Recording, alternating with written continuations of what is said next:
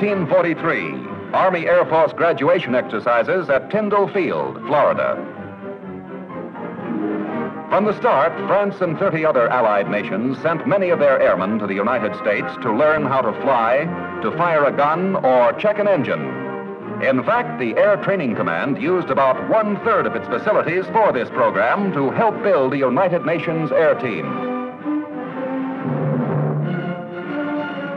As one product of the AAF educational effort, which developed into the greatest training program in all history, French cadet Henri Chevanier was awarded gunner's wings.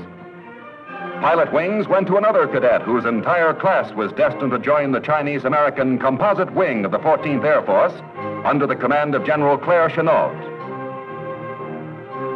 And so the young men from Great Britain, Netherlands, East Indies, Central and South America, by graduating in the United States and by fighting in Europe and Asia, demonstrated the Army Air Force's unique contribution to the total war effort of the United Nations. Of the 475 training command bases we had, the Officer Candidate School of the AAF at Miami Beach, Florida, was devoted to turning out administrative officers. We wanted men from every walk of life who could handle responsibilities. By the end of 1943, we knew the AAF was going to have more than 158,000 planes and more than 2 million specialists around the world. Only 23 out of every 1,000 applicants were finally chosen as candidates. Meet the cream of the crop. The man on the left was the National Intercollegiate High Jump champ. The one on the right served under Chennault in China with the American Volunteer Group. Elmer E. Meadows was once the world's champion pole vaulter. He won the 1936 Olympic title in Berlin. The fellow on the left was rescued off Corregidor, the other a symphony conductor. D.R. Delano, fifth cousin to President Franklin Delano Roosevelt. A trapeze artist with Ringling Brothers Circus. On the right, the mayor of Glen Cove, Long Island. This former Austrian attorney spent quite a while in a Nazi concentration camp. A gunner with the RAF and a Broadway playwright. Gilbert Rowland of Hollywood. He used to have a mustache, remember? These men wore the Order of the Purple Heart. One got his at Pearl Harbor, the other in the Battle of Verdun. Robert Meservey. You knew him as Robert Preston. 2 tigers, one from Burma, a member of the Flying Tigers, on the right, catcher for the Detroit Tigers. This man was cited for bravery at Pearl Harbor. First bombardier to touch Midway, Wake, and Guam. Right, the AAU light heavyweight champion. William H. Jordan, bombardier in the Battle of Midway. Those medals are for sharpshooting. The fellow with glasses was an ecologist. He worked for the United States Department of Agriculture. For 14 years, he had done research with a sugar beet leafhopper. In fact, he knew more about the sugar beet leafhopper than anyone else in the world. The other fellow was a champion high jumper. Because Hap Arnold knew that Hitler wouldn't wait for us to build a ground officers' school, he had General Weaver lease 300 Miami Beach hotels, and we were in business almost at once. In hotels like the Governor, we housed our students. Better than a tent, but no vacation. We gave each prospective officer a reliable chambermaid, himself. No wrinkles in those beds, blankets tight enough to bounce a coin.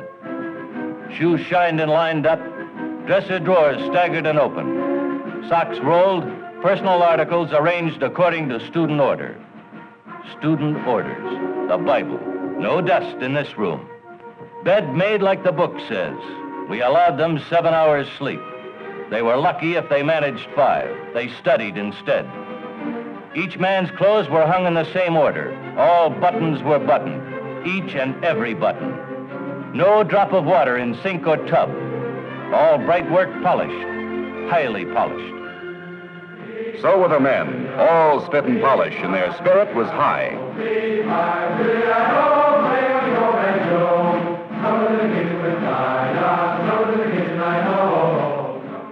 During the 12 weeks, they crammed in enough schoolwork to equal a year at college. In concentrated education, they studied chemical warfare, air and naval intelligence, administration, aircraft identification, mess management, supply, military law, and 27 more subjects. At West Point, many of these courses took a year of study, but America was at war. 1, 2, 3, 4. 1, 2, 3, 4. Hooray! Right. After improving their minds, we improved their bodies.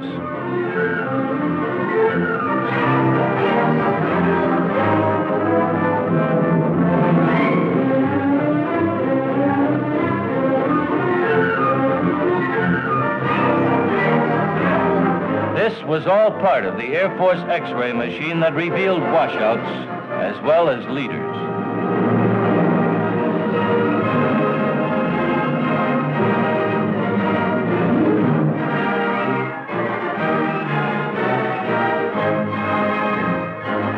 Finally, it was graduation. Everyone came out for the show. The guest speaker was the old man himself, General Hap Arnold. He flew down from Washington just to address the class. That was quite an honor.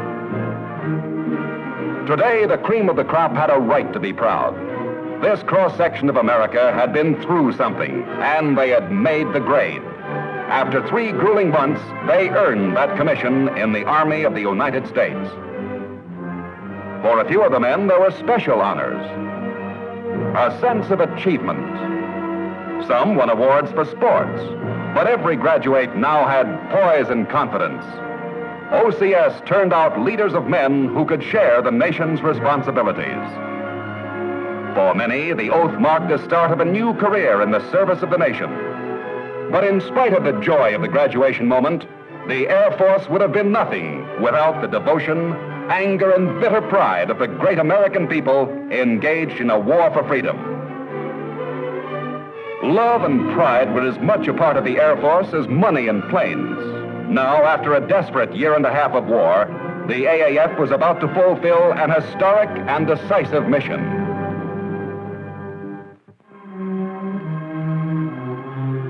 In another part of the world, on the Mediterranean, plans for Operation Corkscrew moved ahead as the British 1st Division convoys prepared to embark from ports in Africa for Pantelleria.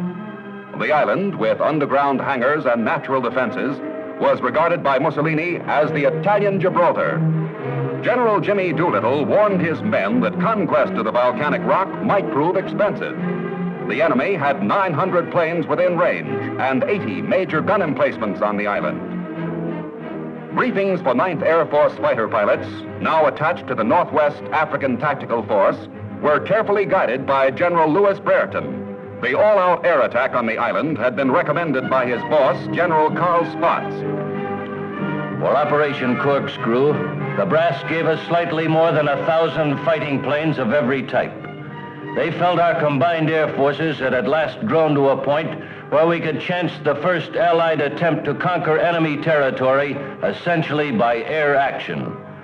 According to plan, for 18 continuous days during the first phase of the campaign, we had battered the fascist fortress with heavy raids.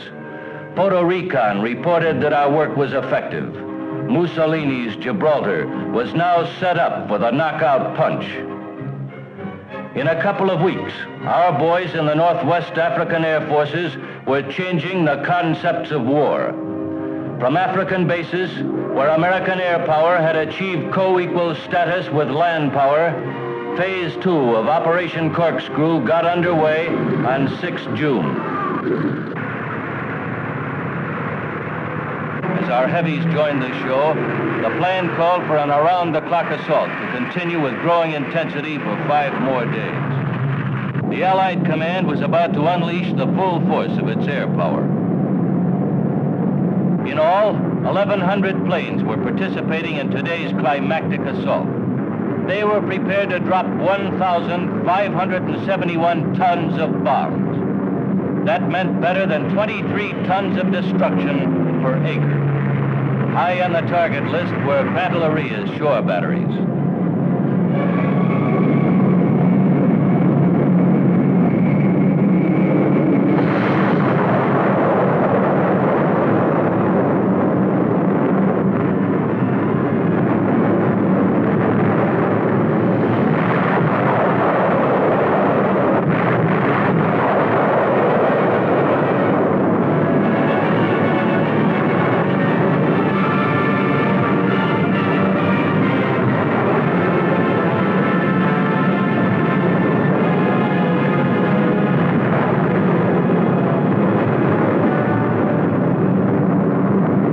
spite of the air attack, the enemy's flak guns were inaccurate, but they kept trying for a lucky hit.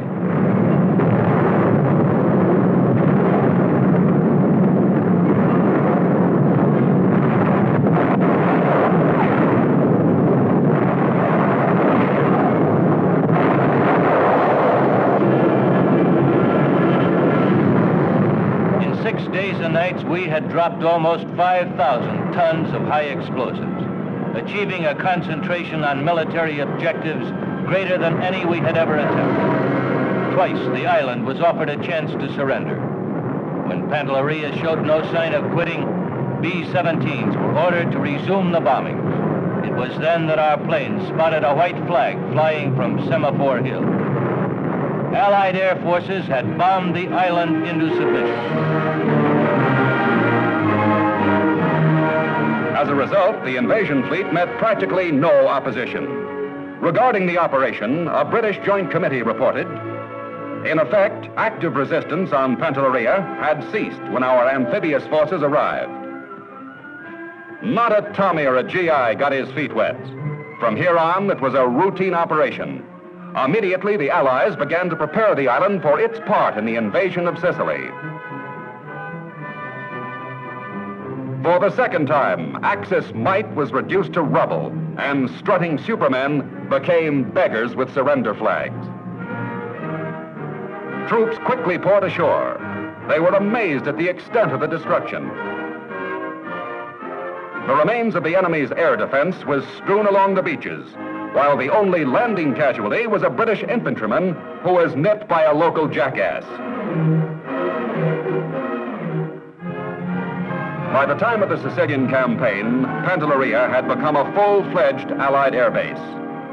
The Allies could now place a strong defensive air arm over the Sicilian Narrows. The sea route from Gibraltar to Alexandria could be kept open. Operation Corkscrew not only paid dividends, but because it proved the power of air bombardment to force a defended area to capitulate, it was destined to become a military classic in the history of the United States Air Force.